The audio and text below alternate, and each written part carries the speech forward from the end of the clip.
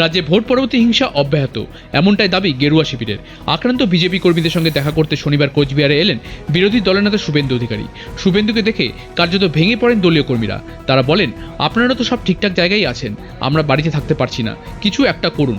এরপর কর্মীদের আশ্বস্ত করে শুভেন্দু বলেন, এরপর তিনি এলে প্রতিটা গ্রামে যাবেন, কথা বলবেন আক্রান্তদের সঙ্গে। পাশাপাশি তিনি আরও বলেন, যতদিন না কর্মীরা বাড়ি ফিরতে পারছেন ততদিন জেলা কার্যালয়ে থাকতে পারেন তারা, সঙ্গে দেওয়া হবে আইনি ও মেডিকেল সুবিধাও।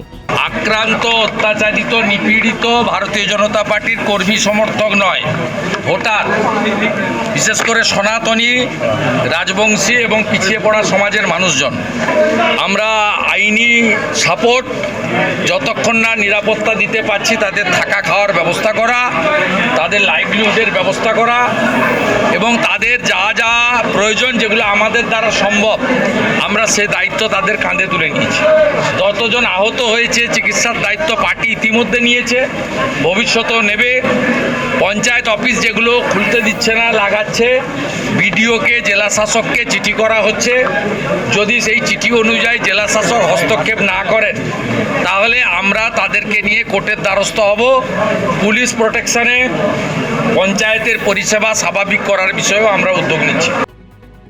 অন্যদিকে কলকাতায় বিজেপির কোর কমিটির বৈঠক প্রসঙ্গে শুভেন্দু জানান, অমিত শাহের নির্দেশে তিনি কোচবিহারে এসেছেন, বাকি সদস্যরা মিটিং করবেন, সেখানে যা সিদ্ধান্ত হবে তাতে পূর্ণ সমর্থন থাকবে।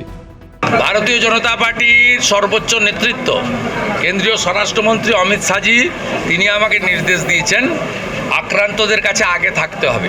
কোর কমিটিতে 18 জন সদস্য আছে, 17 জন ওখানে থাকবেন, কোনো প্রবলেম নেই। আমি 16 জন, আমরা 2 জন এখানে আছি। আমি আমার ফিরে গিয়ে রাত্রে বা কালকে গিয়ে সইটা করে দেবো।